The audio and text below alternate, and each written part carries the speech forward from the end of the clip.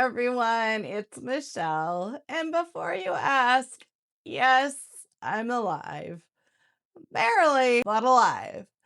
So here's the deal. I've got a cold that hit me like a freight train, and my voice currently sounds like I gargled sandpaper and then tried to sing karaoke. Sexy, right?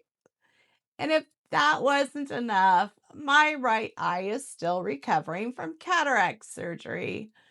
So between sounding like a frog and seeing like a pirate, I figured maybe this wasn't the best week to show up on camera and pretend everything is fine.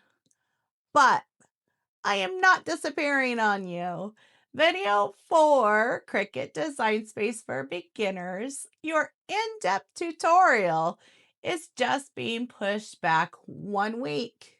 That's it, one little week. So I can heal up and actually, see the screen and speak words like a human.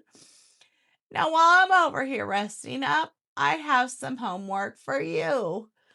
Go back and rewatch my last video, your first steps in Cricut Design Space, no pressure, and then play. Seriously, open up Design Space and just mess around.